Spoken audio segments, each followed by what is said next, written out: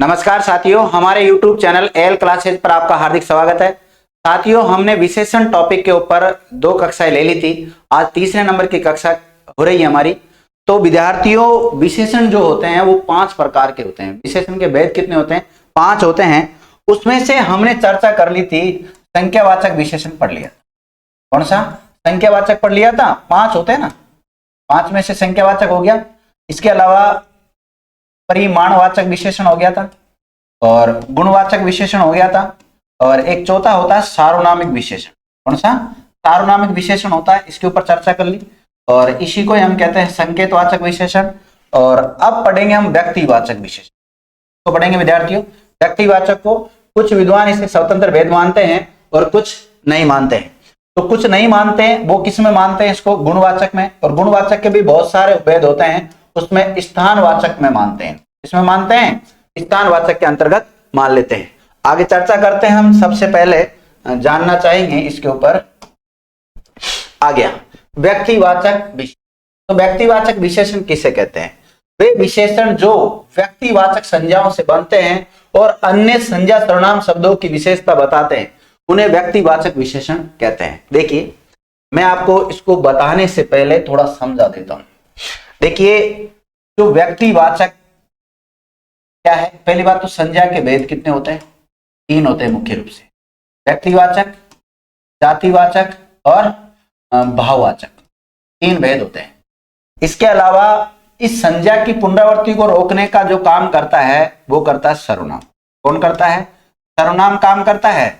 और ऐसे शब्द जो संज्ञा और सर्वनाम इन दोनों की विशेषता बताते हो उसे क्या कहते हैं?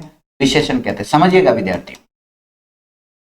तो विशेषण किसे कहते हैं? जो संज्ञा और सर्वनाम की विशेषता बताते हो। तो व्यक्तिवाचक संज्ञा के, किसके? व्यक्तिवाचक संज्ञा के ऐसे शब्द जो जातिवाचक और भाववाचक संज्ञा की विशेषता बताते हो और साथ ही में सर्वनाम की विशेषता बताने लग जाए, तो उन व्यक्तिवाचक संज्ञा के शब्दों को ही क्या कहते हैं? व्यक्तिवाचक विशेषण कहते हैं। व्यक्तिवाचक विशेषण कहते हैं। बाकी मूल रूप से तो ये कहते हैं विद्यार्थियों, ये व्यक्तिवाचक संज्ञाएं थी, लेकिन इनका कार्य रूप चला के मान लीजिए आप, या फिर हम ये कह सकते हैं प्रत्यय जोड़कर इनको हमने किस बदल दिया? विशेषण बदल दिया, जो कि व्यक्तिवाचक विशेषण के नाम से जाना जाता है। और अगर जहां व्यक्तिवाचक विकल्प में नहीं होता है वहां पे गुणवाचक, और गुणवाचक में भी कौन से? स्थानबोधक में मानते हैं। जैसे यहां पर आया भारतीय सैनिक, तो सैनिक की विशेषता कौन बता रहा है? भारतीय। तो भारतीय जो शब्द है वो व्यक्तिवाचक विशेषण का उदाहरण है। और व्यक्तिवाचक विशेषण नहीं मिले आपको, व्यक्तिवाचक विशेषण नहीं मिले तो किस में डालोगे इसको? गुणवाचक में। और गुणवाचक का एक और उपभेद होता है स्थानबोधक, तो स्थानबोधक में डालेंगे। तो इसी प्रकार जापान से क्या बना है? भारत। भारतीय किससे बना विद्यार्थियों? भारत शब्द से बना है। इसी प्रकार जापानी किससे बना है? जापान व्यक्तिवाचक संज्ञा से बना है। जयपुरी, जयपुर से बना है, अच्छी तरह दिखाई दे रहा है। जयपुरी रजाइया, जोधपुरी जूती, तो जूती की विशेषता कौन बता रहा है? जोधपुरी, जो कि जोधपुर व्यक्तिवाचक संज्ञा से बना है। इसी प्रकार बनारसी, कश्मीरी सेव, बीकानेरी भुजिया, ये सारे उदाहरण देखने को आपको मिलेंगे। और कौन कौन से उदाहरण देख लेते हैं। इस प्रकार विद्यार्थियों, ये जो 5 भेद था विशेषण का व्यक्तिवाचक, वो कंप्लीट हो जाता है। और विशेषण टॉपिक के साथ हम एक और टॉपिक पढ़ लेते हैं। उस टॉपिक का नाम क्या है? विशेषण की अवस्था। इंग्लिश में डिग्री कहते हैं। क्या बोलते हैं? डिग्री बोलते हैं। यानी कि देखिए, इसमें क्या होता है? विशेषण की तुलनात्मक स्थिति को ही क्या कहते हैं? अवस्था। क्या बोलते हैं? अवस्था। तो गुणवाचक विशेषण की तुलना जिन विशेषणों के द्वारा 2 या 2 से अधिक विशेष्यों के गुण अवगुणों की तुलना की जाती है उन्हें तुलनाबोधक विशेषण कहते हैं। अवस्था बोधक जो अवस्था होती है उसको तुलनात्मक विशेषण भी कहते हैं। ठीक है, वह सब जिसके द्वारा 2 या 2 से अधिक वस्तुओं की विशेषताओं की तुलना की जाती है वो तुलनात्मक विशेषण कहलाता है।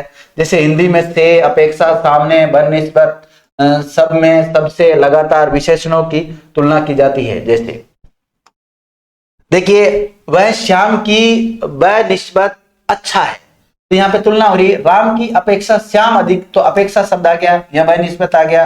ये सबसे अच्छी पुस्तक है, तो यहाँ पे क्या आ गया विद्यार्थियों? सबसे शब्द आ गया। क्या आ गया? सबसे शब्द आ गया। आगे देखते हैं। इस प्रकार संस्कृत में अंग्रेजी की तरह ही विशेषण के रूप बदलते हैं। जिसमें विशेषणों में तो तर प्रत्यय और तम प्रत्यय लगाकर तुलना की जाती है। तर प्रत्यय का प्रयोग करते हैं हम उत्तरावस्था में। कौन सी में? उत्तरावस्था में करते हैं। और तम का करते हैं उत्तमावस्था में। कौन सी में? उत्तमावस्था में करते हैं, उत्तमावस्था। हिंदी की प्रकृति संस्कृत से भिन्न होने के कारण सामान्यतः तर्क के स्थान पर और में का और तम का स्थान पर सबसे और सब में जैसे शब्दों का प्रयोग क्रमशः उत्तरावस्था और उत्तमावस्था में किया जाता है। से अधिक, से ज्यादा, से भी अधिक, से कम, से भी कम, से कुछ कम, से बढ़कर, से कहीं जैसे प्रत्यय पदों का प्रयोग होता है। आगे देखते हैं। हरि श्याम से अधिक बड़ा है। तो किससे? श्याम से अधिक बड़ा है, दो में तुलना हो रही है। हरि श्याम से भी अधिक बड़ा है। विशेषण की अवस्थाएं तीन होती है विद्यार्थियों। कितनी होती है? तीन। और तीन कौन कौन सी होती है? पहली तो होती है मूलावस्था। कौन सी होती है? मूलावस्था। दूसरी होती है उत्तरावस्था। कौन सी होती है? उत्तरावस्था। और तीसरी होती है उत्तमावस्था। उत्तमावस्था। ये तीन अवस्थाएं होती है विशेषण की, मूलावस्था, उत्तरावस्था और उत्तमावस्था। जिसमें किसी से कोई तुलना नहीं होती वो विशेषण की मूल अवस्था कहलाती है। जिसमें दो में से तुलना होती हो विशेषण की उत्तरावस्था कहलाती है। और जिसमें बहुत सारों में से तुलना होती हो वो विशेषण की उत्तमावस्था कहलाती है। आगे देखिएगा विद्यार्थियों, विशेषण की तीन अवस्थाएं होती है, मूलावस्था, उत्तरावस्था और उत्तमावस्था। अवस्था को इंग्लिश में डिग्री कहते हैं। और जो तीन प्रकार की होती है, पॉजिटिव, कंपैरेटिव और सुपरलेटिव। यानी कि मूल अवस्था को इंग्लिश में क्या बोलते हैं? पॉजिटिव। और उत्तरावस्था को कंपैरेटिव और उत्तमा को क्या बोलते हैं? सुपरलेटिव कहते हैं। देखो मूल अवस्था किसे कहते हैं? जब विशेषण का प्रयोग बिना किसी तुलना के किया जाए वह विशेषण मूल अवस्था कहलाता है। जिसमें किसी संज्ञा सर्वनाम की सामान्य स्थिति का बोध होता हो वह मूल अवस्था कहलाती है। जैसे यहां पर तीन उदाहरण बताता हूं। राम अच्छा लड़का है, राम श्याम से अच्छा लड़का है, राम सबसे अच्छा लड़का है। तो राम सबसे अच्छा तो कौन सी अवस्था है? उत्तमावस्था। और राम श्याम से अच्छा लड़का है तो वो उत्तरावस्था। और राम अच्छा लड़का है, किसी से कोई तुलना नहीं हो रही, तो वो विशेषण की मूल अवस्था। उत्तरावस्था की पहचान क्या होती है? यहाँ पे दो में से तुलना होती है और कारक की जो स्थिति देखी जाती है वो अपादान कारक के उदाहरण देखने को यहाँ पर मिलेंगे। और शब्दों के अंत में क्या जुड़ा रहता है? तर प्रत्यय। इसी प्रकार उत्तमावस्था में क्या होता है विद्यार्थियों? शब्द के अंत में क्या आता है? तम आ जाता है। यह सबसे का प्रयोग हो जाता है। और सबसे और तम प्रत्यय का प्रयोग एक साथ नहीं करते हैं। देखिए विद्यार्थियों, आपको इसकी पीडीएफ जो मिलेगी आपको उसमें देखना आराम से दिख जाएगा। हालांकि इसमें मुझे पता है छोटे छोटे काफी लिखे हुए आपको दिखाई नहीं दे रहे होंगे, तो इनको वैसे समझ ले आप। मूल अवस्था किसी से कोई तुलना नहीं होती हो, दो में तुलना होती हो उत्तरावस्था। और जिसमें बहुत सारों में से तुलना होती हो उत्तम अवस्था, इंग्लिश में बोलते हैं सुपरलेटिव। इसमें तम प्रत्यय का प्रयोग होता है, इसमें तर प्रत्यय का प्रयोग होता है, इसमें किसी प्रकार के कोई प्रत्यय का प्रयोग नहीं होता है। ठीक है, इसमें कई बार तम का प्रयोग कर देते हैं, कई बार सबसे का प्रयोग कर देते हैं, लेकिन सबसे और तम प्रत्यय दोनों एक साथ नहीं आएंगे। अगर ऐसा लिख देते हैं आप तो आपका वाक्य क्या हो जाएगा? अशुद्ध हो जाएगा। ठीक है, विशेषण की मूल अवस्था में तर तम प्रत्यय लगाकर उत्तरावस्था और उत्तम अवस्था बनाई जा सकती है। आगे देखो विद्यार्थियों, एक तरफ जो उदाहरण दे रखे हैं वो मूलावस्था के दे रखे हैं, बाद में दे रखे उत्तरावस्था के, और फिर दे रखे उत्तम अवस्था। यानी कि हम मूल अवस्था से अगर जैसे हमारे पास एक शब्द है प्रिय, कौन सा है? प्रिय। अगर इसमें हमने तर प्रत्यय जोड़ा तो बन गया प्रिय तर, उत्तरावस्था का उदाहरण होगा, कंपैरेटिव डिग्री का हो जाएगा। और यदि इसमें तम प्रत्यय जोड़ दिया तो बन जाएगा प्रियतम, सुपरलेटिव डिग्री का उदाहरण हो जाएगा ये। ठीक है, इसी प्रकार लघु का क्या बनेगा विद्यार्थियों? लघुतर और लघुतम। कोमल का क्या बनेगा? कोमलतर, तो उत्तरावस्था में बढ़ेगा। और उत्तमा में क्या बनेगा? कोमलतम। कुछ नहीं करना, आपको इनमें तर जोड़ना है और यहाँ क्या जोड़ना है? तम जोड़ना है बस। निम्न में क्या जोड़ोगे? निम्नतर और निम्नतम रूप बनेगा। आपको जैसे दे दे का अधिकतर शब्द में कौन सी विशेषण की अवस्था है? तो उत्तरावस्था, क्योंकि तर आ रहा है। आपको दे दे अधिकतम शब्द का विशेषण की कौन सी अवस्था है? तो आप बता देना उत्तमावस्था। कौन सी डिग्री है? सुपरलेटिव डिग्री है।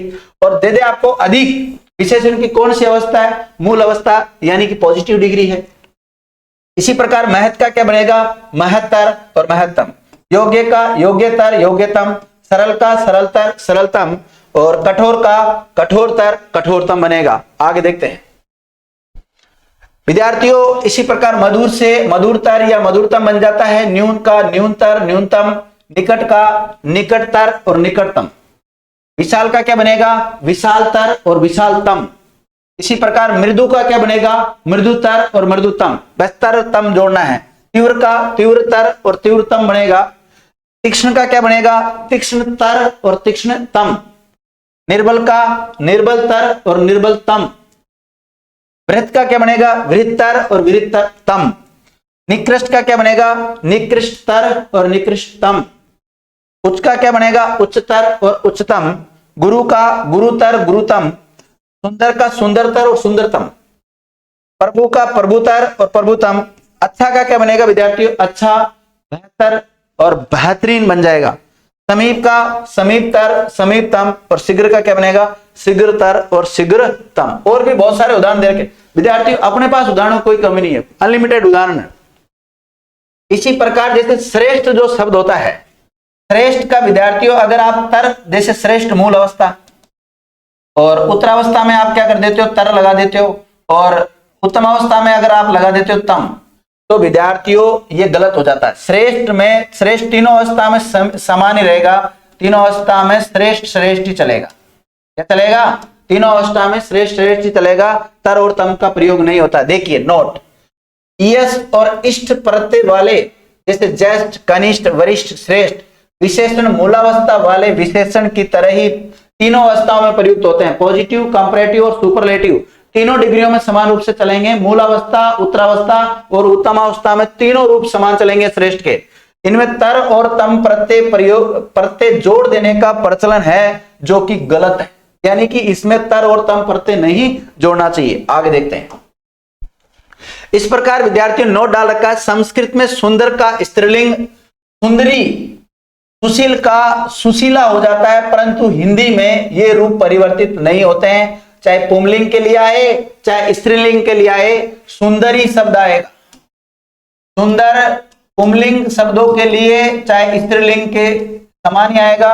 और इसी प्रकार जो सुशील शब्द है, सुशील जिसका अच्छा व्यवहार होता है, सुशील उसको कहते हैं। शील मतलब व्यवहार, सु मतलब अच्छा, ठीक है। तो पुंलिंग और स्त्रीलिंग शब्दों में समान रूप से प्रयुक्त होगा। जैसे सुंदर पुरुष और सुंदर स्त्री, सुंदर में कोई चेंज नहीं होगा, सुंदर सेम ही रहेगा।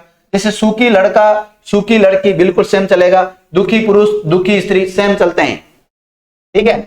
आगे देखते हैं। विशेषण की रचना वगैरह विद्यार्थियों ये कोई इंपॉर्टेंट नहीं है, आप इन सबको पीडीएफ में देख लीजिएगा। आपको ये एक प्रकार से आप तक कंटेंट पहुंचाने के लिए पीपीटी तैयार की गई है। आपको हमारा जो विशेषण का टॉपिक था वो कैसा लगा, अब तक हमने जो विशेषण की कक्षाएं ली है वो कंप्लीट हो चुका। विशेषण की 3 कक्षाओं में हमने पूरा विशेषण पढ़ा दिया। थैंक यू मित्रों, आपने हमारा वीडियो देखा, इसके लिए बहुत बहुत धन्यवाद। थैंक यू मित्रों।